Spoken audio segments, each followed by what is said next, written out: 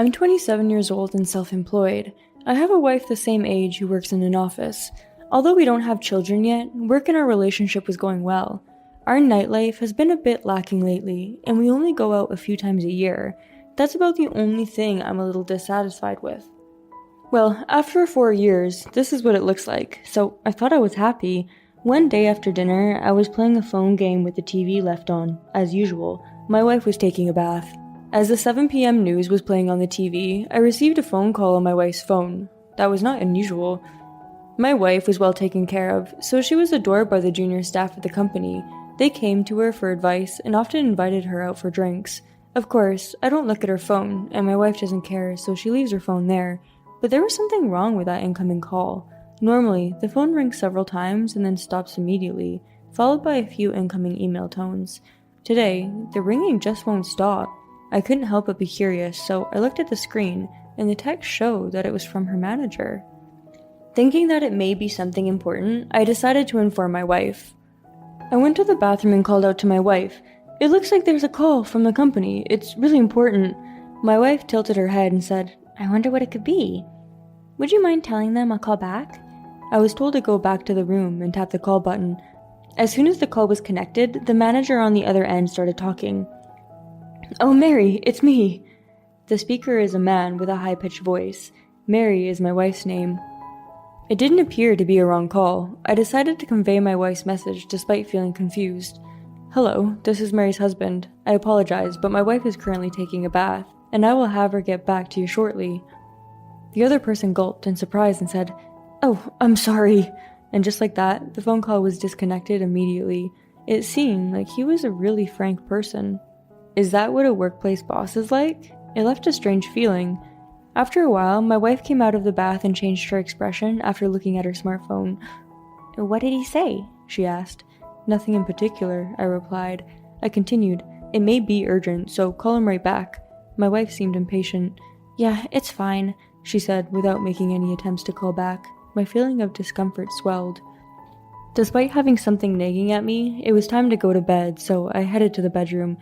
As I was laying down to sleep, suddenly my wife asked for intimate contact. No way, this is definitely suspicious. I politely declined. "Sorry, I have an early morning tomorrow." My wife stopped asking, and I went to sleep with a sense of unease. A few days later, I decided to visit a private investigation agency and requested an investigation for marriage infidelity.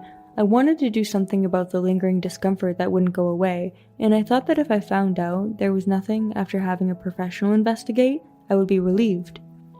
However, after 2 weeks of investigation, my wife's infidelity was discovered. It was all very black and white. Her lover was 40 years old. He was the head of the same department at our company, and, of course, they had a physical relationship. There were many photos of the two of them being affectionate, and their actions in the car were also recorded. There was a recording of their conversation. My husband is so boring. Even though he makes a lot of money, he just keeps saving and saving. It's like he's an idiot. I want to divorce him after getting some money," I heard my wife say. The interloper started speaking. "Let's get married after you get divorced," he said, and my wife agreed happily. "Is that okay? Great. I'll share the money with you after I get a lot of it." I was so sick of listening to it that I was nauseous. We had talked about saving the money for when we have children in the future. Did the affair make her forget everything? After just barely making it to the bathroom to throw up, I made up my mind. I'll get a divorce. But it's not just about getting a divorce. I'll make them regret it so much they'll never forget. And the day of execution arrived. As my wife, who was unaware of everything, left for work, I quickly packed my belongings. At the same time, I had a locksmith replace the key of the entrance, and then I left the apartment building.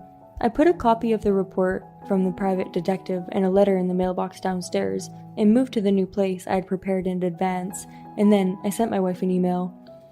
"There's a letter in the mailbox, so email me once you've made the preparations according to it. By the way, the content of the letter is as follows. After reading this, do not meet the lover until the following preparations are made. Only communicate through email and do not erase anything. Prepare the divorce and marriage certificates and bring photo ID when you two come to meet me. If you lie, I will never forgive you." That day, my phone kept ringing with incoming calls and texts. It was so loud that I turned it off that night. Perhaps they went home and realized they couldn't get in. My wife's parents have already passed away, and there is no family home. She has to either stay somewhere else or go to the other man's place. Since the private investigator is still investigating, her movements can be tracked no matter where she goes. And 3 days later, the long-awaited email arrived from my wife. "I've prepared, so please meet me." I called my wife and asked her to fill out the paperwork. My wife responded, "Hello? Where are you?" she shouted, but I ignored her. "Listen carefully, because I won't say it again. Come to the front of my apartment building 1 week from now. If you don't follow the instructions in the letter, I will cut off all communication. Regardless of whether or not you follow my instructions, I will cut off communication. Got it?" And before my wife could say anything, I hung up the phone and set the phone to reject her calls. On the promised day, my wife was outside the apartment with a man in a suit. When they saw me, they both lowered their heads at the same time, but I ignored them and said, "I'll unlock the door first. Come after me in a little bit." And then I left the two dejected people and got on the elevator. I didn't like being crowded into the small space with two people. Later, I opened the house with a new key and started recording after getting the consent of the two. When I asked my wife to check her smartphone first, she handed it over obediently. I compared the content of the affair on the smartphone with the documents from the private detective agency and confirmed that it wasn't erased and returned the smartphone. From the content of the emails, I could infer that the two had been meeting after I left home. I found that the letter's instructions had been torn up, but I didn't say anything specific. Next, I said, "Put out what you brought." Then my wife, who had been silent until then, frantically said, "Wait a minute, let me talk." I replied coldly, "I don't want to talk, just get it out," I said, and the other man spoke as if interrupting. "I'm truly sorry. Please, could you at least listen to what I have to say?" To which I coldly replied, "I have nothing to tell you." And still ignoring the man, I told my wife to prepare the divorce papers and the marriage certificate. As it was not written yet, I pushed it to the edge of the table. "Right," I said. My wife responded, "Wait a minute, please listen to me. No. And even though she was crying and wailing, my feelings didn't move at all. Nothing will change. I know everything. Just write it down quickly. The conversation can't progress otherwise. But my wife was just crying and wouldn't sign. I sighed deeply and said, "If you don't sign it, I'll leave. If you want to stay here, you can. I can't give you the keys though." Without any alternatives, my wife, who has come to accept it, signed the divorce papers and the marriage papers while crying. After making sure it was filled out properly, I called the interloper and sat him down in front of the form. Then he pushed away the marriage certificate. "Write your name here." The interloper went pale and seemed panicked, shouting loudly, "I'm sorry, I didn't mean it." I told the flustered interloper to quickly sign it. "If you don't do it, I'll have to report it to your company." Hearing that, the man frantically filled out the marriage documents. I took the divorce papers that were on the table and told my wife, "I'll submit this tomorrow, so make sure to report the marriage registration after half a year when you can remarry again." My wife was embarrassed. "Only at that time." They started making a fuss, but I know it was all lies. I picked up the marriage certificate I had filled out and pushed it at the interloper. "Please submit this," I said, and he responded, "I didn't mean to do it," he said, still making a fuss. I played the damn recording and said, "Isn't that just what you wanted?" I turned to my wife and continued, "If you do as I say, I won't need any compensation. I'll even give you this apartment. There's still a loan on it, but..." Then the interloper changed his expression. "What? We can have this place? And no alimony?" I sighed again as I looked at the lover who seemed pleased. "No, that's wrong. That's a condition for my wife. I'll be asking for compensation from you." Then the man responded, "You tricked me," he said angrily. I was neither angry nor sad, only dismayed. How can you say such a thing after having meddled with someone's wife? I won't sue my wife for alimony, so it will be a little easier once you get married, right? I then told the interloper that his fee would be $50,000. "I can't pay this kind of money. It's a ripoff." The interloper made a fuss about it. I went a little crazy thinking, this isn't a nightclub. "If you say it's too expensive, I can take you to court. I don't mind. But if we go to court, I can't just not tell your company." Then the interloper, fearing that his company would find out, reluctantly agreed. I further told him, "Please make the payment in one lump sum. I don't want to be associated with you in any way." Then the middle-aged man muttered, "Then you shouldn't have to ask for compensation." Hearing this, I stopped recording on my voice recorder and said, "Then, are you going to die? I really want you to die in front of me. I'm saying that I'll forgive you if you provide the money, so please, not in gratitude." Seeing my expression like that, the young man turned pale and shook his head. I kept talking. "I don't want to die. I don't want the company to know. I don't want to pay the money, so how are you going to take responsibility for this?" "I'll pay for it," my wife, who had been quiet until then, said while stepping in between me and her lover. She looked straight at me and said, "Until now, you have always listened to my whims and been kind to me. We were able to live a comfortable life and had fun, but I hate you for being like this, chasing someone to their wits' end." And then she continued indifferently, "I'm really sorry for cheating on you, but I want to be happy with this person. Thank you for everything until now."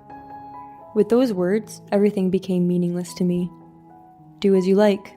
And so, without any alimony, the divorce was established with a condition that the condominium would be transferred to my wife and there would be no property distribution. And 1 year after all the procedures were completed, an email came from my former wife.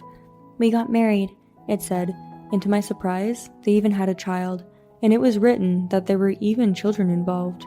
Finally, the two of them got married. I had been waiting for this moment. The next day, I sent an email to my wife saying, "Congratulations."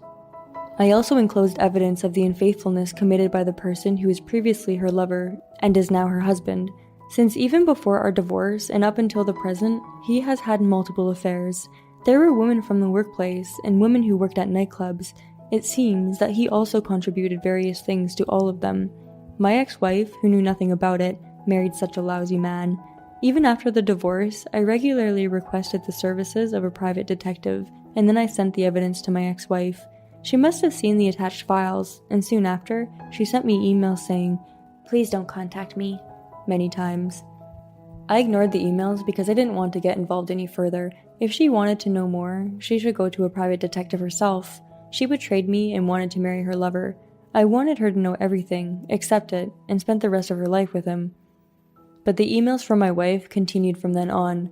Dozens of emails arrived every day, and when I glanced at them, they were apologizing or blaming me. I was sick of it and thought about changing my address, but before I did, I decided to take one more look. I went to my former home and quietly put evidence of the man's infidelity in the post box. Just then, I heard my ex-wife's angry voice from behind the wall. "Please tell the truth." The soundproofing is supposed to be solid, but the loud voices could be heard well from outside. In addition, some kinds of violent noises could be heard. I sent an email to my ex-wife. "I put the truth about your husband in your post box, so use it well. By the way, I sent it to all the relevant parties, so just do your best." Then I left the scene and immediately changed my email address.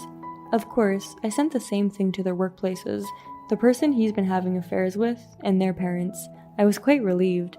This is the end of my revenge. After a while, I got a new girlfriend. After the divorce, I was completely lifeless and just living. Of course, I put on a fake smile at work, but it still seemed to worry many people around me. She was one of the employees at my store who worried about me. Half a year after the divorce, she came over to my house out of concern. My room was quite messy, and I hadn't even thrown away the garbage. She cleaned the room without complaining, and even cooked for me. I talked to her about the details of the divorce. I cried while talking seriously to her, someone who listened to me. She cried too. I was happy that she cried for me. After that, she continued to take care of me. When I slowly regained my senses and regained a human-like life, she confessed to me her love. I declined, saying, "I'm happy, but I still can't feel that way," but she nodded. "I want to be around you, even if it's not as a lover," she told me.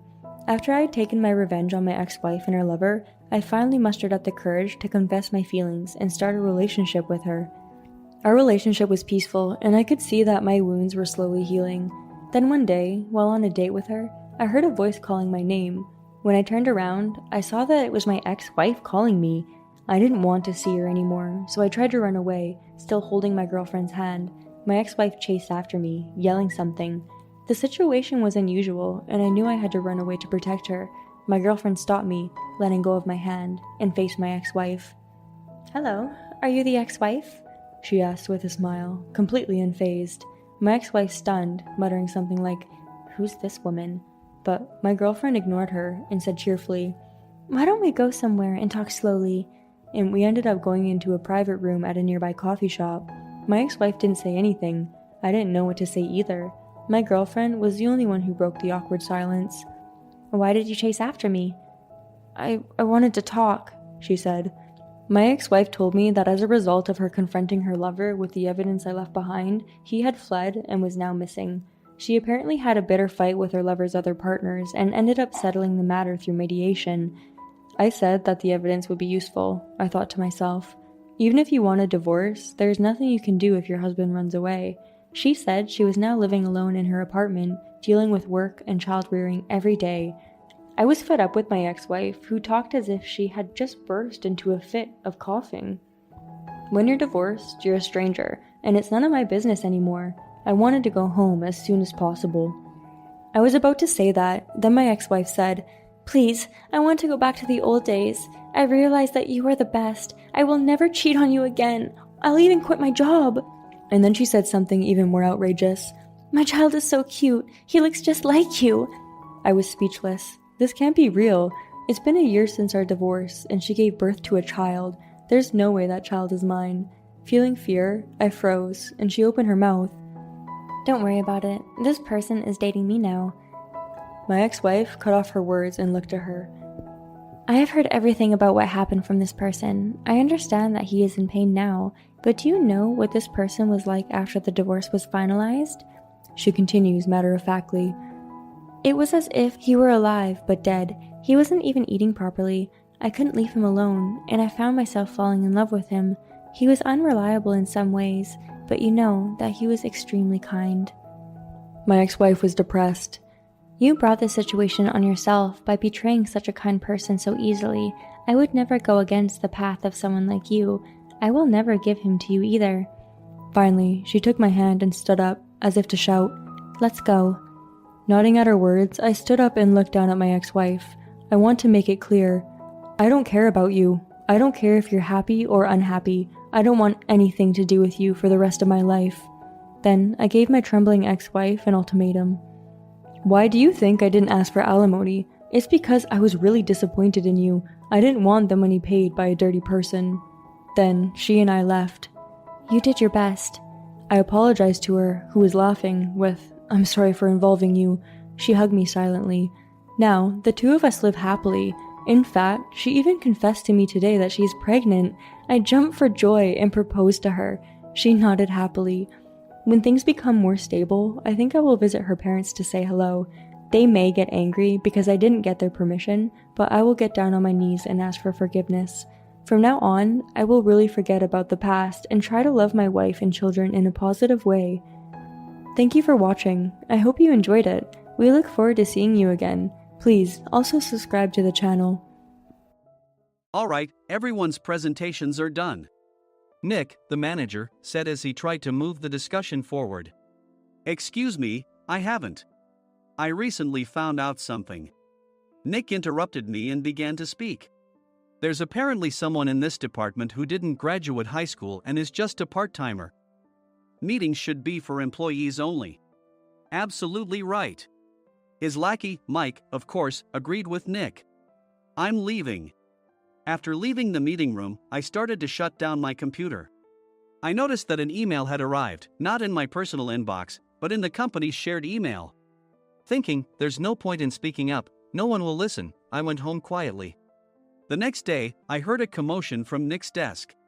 He was staring at his computer screen, his face pale. "Nick, is something wrong?" Mike looked at the screen with him. And he turned even paler than Nick. Why is he so angry? Knowing the reason for Mike's distress, I thought to myself, serves them right. My name is Adam. My mother passed away when I was in the 9th grade, and I was raised by my father. Well, you could hardly call it being raised.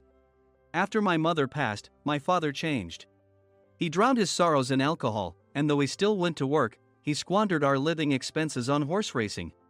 Because of that, I had to start working part-time as soon as I entered high school. Every month, I went to the convenience store with bills in hand that couldn't be auto-deducted from my father's account. Even though I endured it because I didn't want to be alone, I reached my limit in my second year of high school and dropped out. I found a live-in job at a distant inn. Thank you for everything. The day I left home, my father, still staring at the TV, spoke. Take care. That was our last conversation. Back then, 18 wasn't the age of majority, so I needed my father's permission to work, and I couldn't hide my place of employment. Yet, my father never visited me even once. I kept working just to survive, and before I knew it, I was 42. Years of hard work paid off, and I was transferred to the headquarters. I was thrilled to be recognized by the company, as I thought I'd be working in the field until retirement due to my lack of formal education. Listen up. Our work can change the future of our employees. Don't drag us down. On my first day after the transfer, Nick, dressed in an expensive suit, spoke sternly.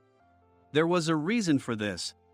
Our inn was located in a prominent tourist destination, known so well that everyone in the state could sing its commercial jingle. At its peak, we had 5 locations within the state. But that was long ago. Due to financial difficulties and aging facilities, only the place where I had worked for many years and the original establishment remained. I was prepared to lose my job anytime, but now there was a glimmer of hope. With the rise of social media, the tourist area where the inn was located started gaining attention again.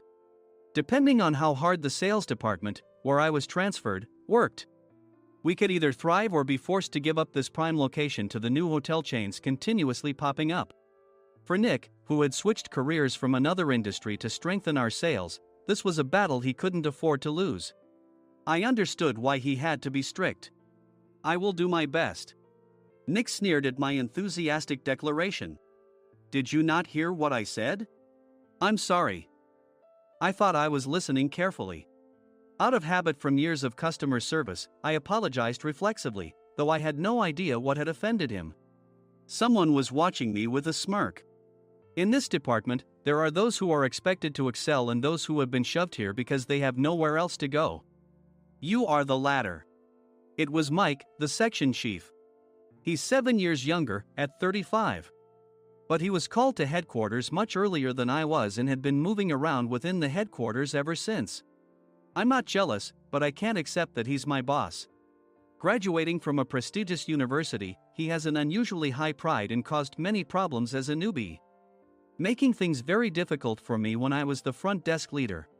When I found out Mike was transferred to the sales department a month before me, I was disheartened. Mike is right. With just a middle school diploma, there's not much you can do. Don't even think about achieving results. As if I didn't exist, Nick remarked, I'm thirsty. Mike eagerly ran to the coffee maker. It seems Mike is Nick's lackey. I regretted being happy about my transfer to headquarters, wishing I had stayed on site forever. Send a direct mail to every company on this list by the end of the day. Nick only assigned me tasks that even a new graduate could handle. What? There are over 1,000 companies. You want me to send to all of them by today? Yes, if you and your fellow misfits split the work, even those with nowhere else to go should finish by today. I glanced at the employees typing away expressionlessly. They were worn out from customer service, only thinking about leaving on time, or were women reassigned after having children, with zero motivation for work. Even Sam, a new graduate from the same university as Mike, who was supposed to be among the expected achievers, had no enthusiasm for the job, having joined the company wanting to do customer service. I don't care what they say, I plan to quit anytime, he said. Only Nick and Mike were highly motivated, making all the decisions between the two of them. I originally only wanted to work at the inn to survive and had no particular attachment to this job. I swallowed my words, thinking I had no right to reprimand them. About a month after the transfer, Nick told us with a frustrated look. To commemorate the 50th anniversary, we've decided to create a plan exclusive for one group per day. Originally, Mike and I were supposed to come up with it, but our president, Mr. Thompson, insists on hearing everyone's opinions. So, you all get a chance. As Nick explained, Mike began handing out prints. Make sure not to embarrass Nick. If your ideas are half-baked, you'll have to redo them. It seemed that they had printed his handwritten notes by Mr. Thompson, which included several questions and a section for free responses. It made sense why Nick had to seek our input, given that all responses had to be submitted to Mr. Thompson. We were given a week to think about it, and a meeting was scheduled to compile our ideas. My plan is to let guests enjoy both the old and modern America. Nick began the presentations. Guests would watch a master confectioner at a nearby traditional sweet shop make sweets in front of them. The welcome drink would be premium tea in a bottle. Nick's plan was certainly attractive. After his presentation, Nick called on us to present in the order we were seated. Just as I stood up for my turn. "All right, everyone's presentations are done." "Excuse me, I haven't. I recently found out something." Nick interrupted me. "There's someone in this department who didn't graduate high school and is just a part-timer." He was likely talking about me. I joined the company as a part-timer and was made a full-time employee when I turned 20. That was 20 years ago, so Nick and Mike probably had no chance to know until recently. Meetings should be for employees only. Absolutely right. After that, Nick kept creating opportunities to solicit everyone's opinions, purposefully excluding me from speaking. The meeting unexpectedly heated up and went past the scheduled end time. A few people asked to leave, and the discussion continued with the remaining few. "Still here?" Normally, you'd leave in that situation. Though I had no attachment to the job initially, hearing kind words from customers made me want to make them happier. For someone like me, with nowhere to go, the inn was my home and customer service was my life. I felt pathetic about my current self. "I'm leaving." I left the conference room and started shutting down my computer. I noticed an email had arrived, not in my personal inbox, but in the company's shared email. Thinking no one would listen to what I had to say anyway, I quietly went home.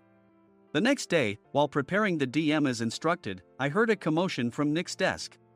In his haste to stand up, he hit his knee on the desk. He stared at his computer screen, his face pale. "Nick! What's wrong?" Mike, thinking he should be the first to rush over, approached Nick while still wearing his coat. He peered at the screen with Nick. And he turned even paler than Nick. Why is he so angry? Who is responsible for this company? Nick, more irritated than ever, asked, and Mike answered without checking. Probably Sam. Sam wasn't there because he was attending a morning training session for new hires. Nick gave up on getting angry and returned his gaze to the screen. They were looking at an email that arrived right after the end of the working day yesterday. Apparently, no one, including me, had checked it before leaving. The email was from a large company that used us for their annual employee trips. The president and executives of that company also frequently used our services personally. President of the company, Mr. Mason himself, had declared that neither he nor his company would ever use our services again. Well, some companies cancel their employee trips or stop using our services due to financial struggles. Let's just move on. Mike kept wiping the sweat from his forehead with a handkerchief. Knowing why Mike was so agitated, I quietly watched their interaction. Do you know how much revenue we get from that company? We can find other guests to fill the rooms, but we'll lose the banquet costs, gift shop revenue, rental car fees, and more. Moreover, the gifts were supposed to be prepared by the traditional confectionery shop involved in Nick's proposed plan. If it's known that we incurred such a huge loss at this critical time, Nick's position in the company would be jeopardized. Nick took a deep breath, seemingly trying to calm himself. All right, Mike. Go to New York right now and apologize to Mr. Mason. What? You're coming with me, right? I have urgent work to do. I trust you, which is why I'm entrusting this to you. Please. Mike, believing Nick's sincerity, agreed with a determined look on his face, saying, yes. That's Nick for you. Even if Mike went to apologize, Nick would shift all the blame onto him if the client didn't change their mind. Well, it was Mike's fault to begin with, so it served him right. About 3 hours later, Sam answered a call from somewhere and repeatedly apologized, saying, I'm very sorry. Everyone watched to see what was happening. After ending the call, he informed Nick with a weary tone. When Mike arrived at the client's company, he only made things worse, further infuriating Mr. Mason. He was demanding, get his boss here immediately. It was no wonder Sam was exhausted, dealing with such a call right after returning from training. What is that idiot doing? All right, Adam, you're coming with me. If sacrificing Mike didn't work, then I must be next. Normally, I'd want to refuse at all costs, but I saw an opportunity in this situation. If I can be of assistance, I'd be happy to join you. I obediently followed Nick, and we flew to New York. When we introduced ourselves at the reception, it became clear how serious the situation was, as the receptionist personally escorted us to the president's office. Angry voices leaked through the door, making both Nick and me uneasy. "Excuse me. I'm Nick, the supervisor. I understand my subordinate has caused you trouble, and I deeply apologize." Nick, with his experience in the corporate world, knew enough to offer an apology before excuses. However, his customer service skills left much to be desired. I sighed as I saw Mike trembling like a small dog in the corner of the room.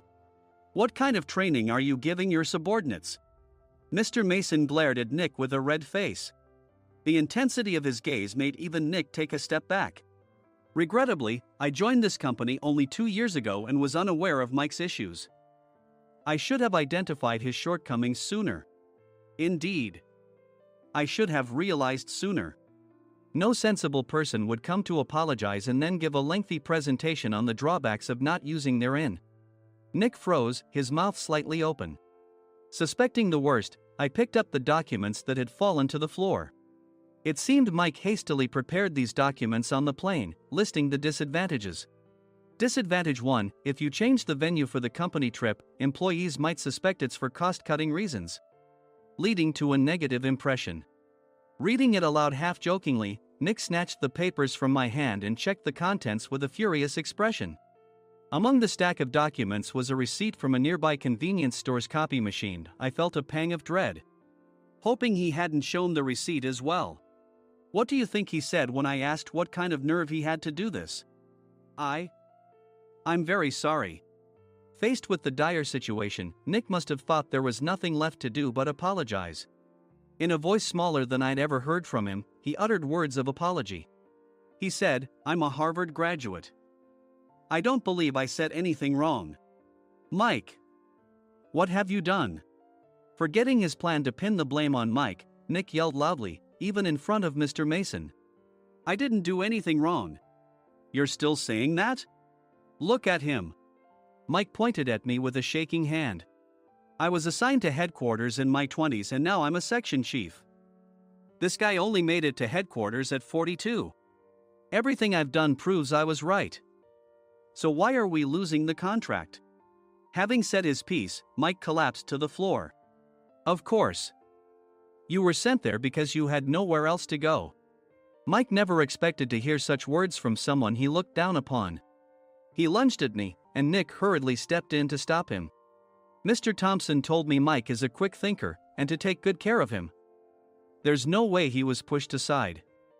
"Don't make things worse here." "He didn't say quick thinker, he said only quick-witted, didn't he?"